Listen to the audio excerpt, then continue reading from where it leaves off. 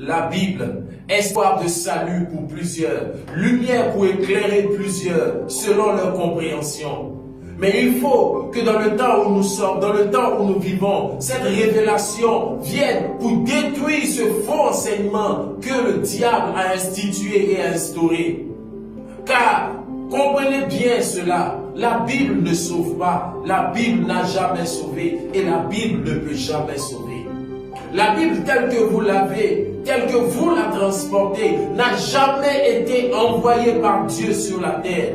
Dieu n'a jamais envoyé de Bible, mais Dieu envoie un prophète en chaque génération. Et la Bible que vous avez ne date que du 15e siècle, avec la venue de l'imprimerie. C'est l'imprimerie qui a rassemblé tous ces livres que vous avez en un seul livre appelé Bible.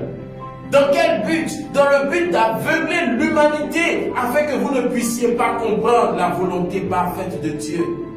Car la Bible même que vous avez est un livre incomplet. Comment est-ce qu'un livre incomplet, un livre amputé peut-il donner le salut? Regardons ensemble dans les Écritures et vous allez voir dans le livre de Josué chapitre 10, le verset 13, la Bible parle du livre du prophète Jachar.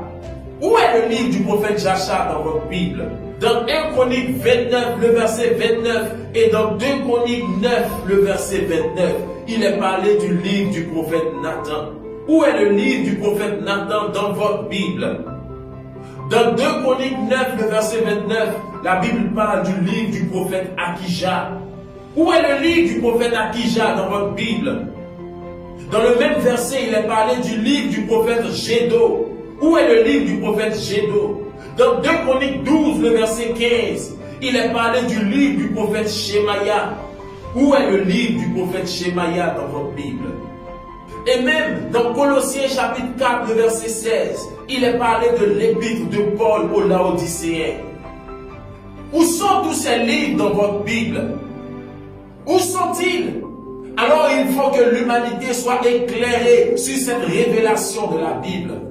Car la Bible est dérivée du mot bibliothèque. Et comme je vous le disais tantôt, Dieu n'a jamais envoyé de Bible sur la terre. Mais Dieu envoie un prophète en chaque génération. Et chaque prophète en tant que messager a son propre livre qui est indépendant du livre des autres prophètes. Ainsi, nous avons le livre du prophète Ésaïe, le livre du prophète Jérémie à part, le livre du prophète Ézéchiel à part, le livre du prophète Nathan à part, le livre du prophète Gédo ou Ido ou Shemaya à part. C'est l'imprimerie au 15e siècle qui a rassemblé seulement quelques livres des prophètes en un seul appelé la Bible. Et vous voulez fonder votre espoir de salut sur un livre incomplet.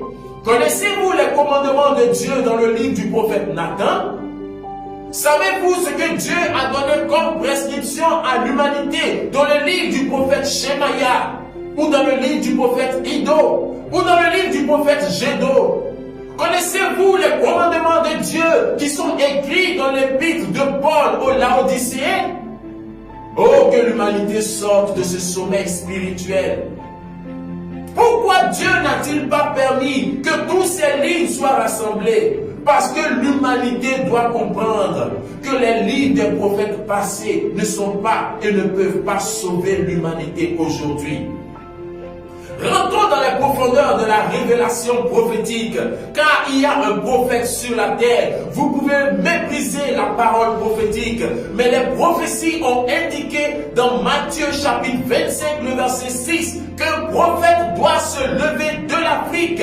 Tout ce qui concerne les mystères du royaume, les mystères de la parole, les mystères de la création ont toujours été révélés par Dieu à ses prophètes.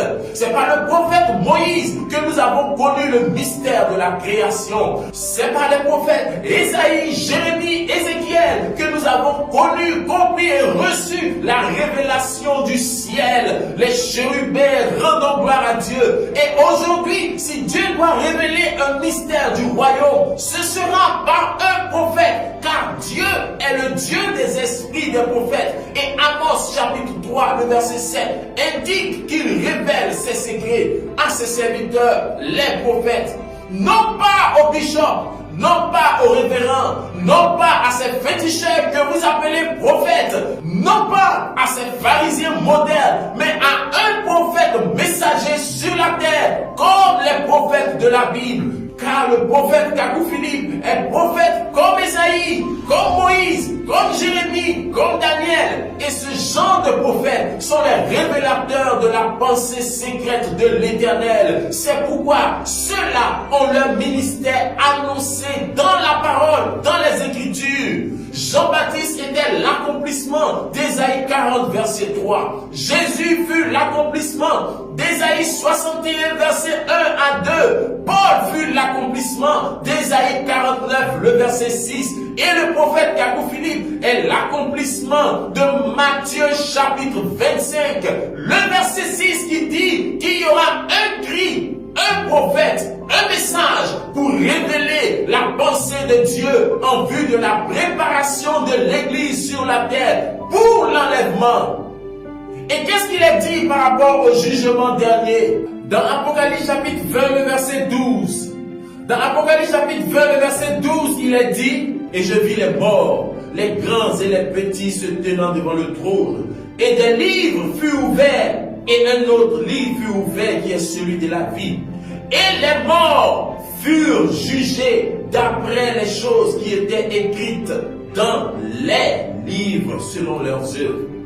Vous savez tous qu'il y aura un jugement dernier. Mais comment le jugement dernier se fera-t-il?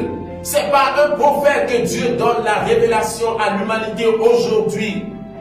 Il est dit dans Apocalypse chapitre 20, le verset 11, que tous les morts, ton père, ton arrière-grand-père, ton aïeul, ton arrière-arrière-arrière-grand-père, tous les morts se tenaient devant le trône. Mais il est dit, et les morts furent jugés d'après ce qui était écrit dans les livres.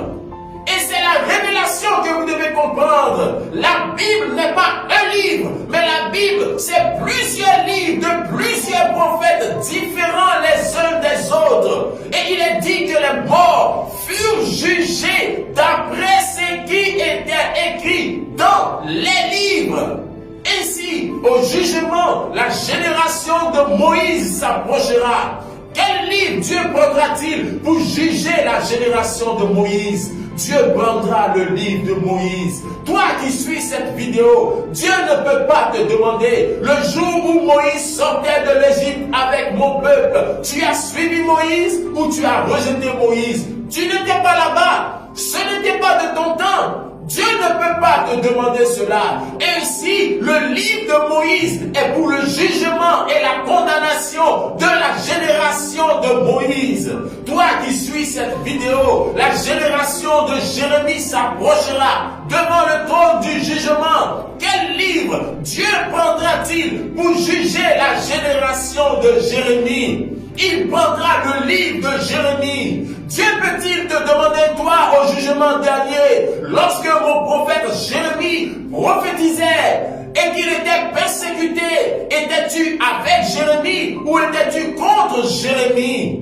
Dieu ne peut pas te demander cela, car ce n'est pas de ton temps, ce n'est pas de ton époque, tu n'y étais pas, mais il y a une génération qui y était, il y a des hommes et des femmes qui étaient concernés par cela. Dieu peut leur demander leur position vis-à-vis de ce que le monde a fait au prophète Jérémie. Pareil pour le livre d'Ésaïe, pareil pour le livre de Daniel, pareil pour le livre de Sophonie. Vous êtes là et vous regardez des films de Jésus de Nazareth à la télé et vous pleurez à chaudes larmes en disant: oh Seigneur, tu es mort, tu as été tué, tu as été crucifié. Mais est-ce que au jugement, Dieu peut vous demander, ce jour-là, lorsque Pilate a demandé: dois-je libérer Jésus ou Barabbas? Qu'avez-vous dit ce jour-là? Avez-vous dit libérer Barabbas? Où étiez-vous pour la libération de Jésus? Dieu peut-il vous demander cela? Non, vous n'étiez pas là-bas. Ce n'était pas de votre temps. Ce n'était pas de votre génération. Vous ne pouvez pas venir 2000 ans après les faits, 3000 ans, 5000 ans après Moïse, après Jésus, et vous réclamez des prophètes ou de ce qui s'est passé dont vous n'avez pas été acteur. Non, Dieu ne peut pas le faire. Mais il y a une génération, à Pilate, Dieu peut demander quelle était sa position à Marie de Magdala, aux pharisiens, sadducéens. Ils étaient là. Dieu peut leur demander cela.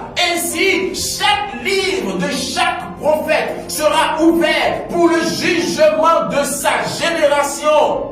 Mais pour toi qui as vécu au 21e siècle, Dieu ne prendra pas le livre d'Ésaïe pour te juger. Dieu ne prendra pas le livre de Daniel pour te juger. Mais quel livre Dieu prendra-t-il? Selon Apocalypse chapitre 20, il est dit, les morts furent jugés d'après ce qui était écrit dans les livres. Pour nous, notre génération, le prophète que Dieu a envoyé, c'est le prophète Kakou Philippe. Et le livre qui sera ouvert pour la génération de ce 21e siècle, c'est le livre du prophète Kakou Philippe. Ce prophète qui a prêché en ton temps. Ce prophète qui a annoncé la parole de Dieu en ton temps. Ce prophète qui a révélé les cachettes du diable dans les églises en ton temps. Ce prophète que tu as insulté sur la terre en ton temps. Ce prophète que tu as maudit sur la terre en ton temps. Ce prophète que tu as dénigré sur la terre en ton temps. Ce prophète que tu as calomnié sur la terre en ton temps. C'est lui son livre qui sera ouvert pour le jugement de cette génération. Oui, c'est la grande révélation du jugement dernier, le livre de chaque prophète ouvert pour le jugement de la génération dans laquelle il a vécu. C'est pourquoi la révélation indique qu'il n'y a pas, la Bible ne peut pas sauver, la Bible n'a jamais sauvé et la Bible ne sauvera jamais. Quel est le livre du prophète de ton temps? Le livre d'Ésaïe était le livre de vie et de la volonté de Dieu pour la génération d'Ésaïe. Le livre de Jérémie était le livre de vie et de la volonté de Dieu pour la génération de Jérémie. Faites cet exercice avec moi. Rendez le livre d'Ésaïe à la génération d'Ésaïe. Rendez le livre de Daniel à la génération de Daniel. Rendez chaque livre de chaque prophète à son temps. Alors vous, quel est le livre que Dieu a envoyé en votre génération? Oh, vous êtes des païens, mais vous ne le savez pas. Tout ce qui vous appartient, c'est le carton et la couverture de la Bible. Mais le livre de Moïse n'est pas pour vous. Le livre d'Ésaïe n'est pas pour vous. Le livre de Daniel n'est pas pour vous. Et chaque livre de chaque prophète révèle la volonté de Dieu pour la génération de ce prophète. Kakou Philippe est le prophète messager de notre temps. Et il a un livre comme les prophètes de la Bible. Et son livre révèle les volontés de Dieu pour notre temps, la cachette du diable pour notre génération. Allez-y, lisez son livre et vous comprendrez ce qui est la volonté de Dieu aujourd'hui. Et je vais terminer cette vidéo en clouant le bec du diable qui viendra dans vos pensées disant on ne doit rien ajouter à la Bible, on ne doit rien ajouter à la Bible. Je pense que cet exposé est largement suffisant pour vous faire comprendre que lorsque Jean disait dans Apocalypse chapitre 22, le verset 18, qu'il ne doit rien ajouter et rien retrancher, il n'existait pas de Bible en ce moment-là. Jean ne parlait donc pas de la Bible. Mais quand vous retournerez dans Deutéronome chapitre 4, le verset 2, Moïse aussi avait dit, vous n'ajouterez rien et vous ne retrancherez rien. Mais pourquoi y a-t-il eu le livre de Josué après? Pourquoi y a-t-il eu le livre d'Ésaïe, le livre de Jérémie, le livre de Daniel? Après que Moïse ait dit, vous n'ajouterez rien et vous ne retrancherez rien. Simplement parce que Moïse ne parlait que de son livre. Et le commandement d'Apocalypse chapitre 22 ne parle pas de la Bible, mais Jean dit, n'ajoute rien à ce livre, c'est-à-dire le livre d'Apocalypse. On ne doit rien ajouter ni retrancher au livre d'un prophète. Mais après un prophète, il y aura toujours un prophète. Et le jour de l'enlèvement, il y aura un prophète sur la terre. Si après le livre et le commandement de Moïse dans Deutéronome 4, verset 2, il y a eu Ésaïe, Jérémie, Daniel. Ainsi, après le livre de Jean sur l'île de Patmos, il y aura le livre d'Irénée, Colomban, Luther et aujourd'hui Kakou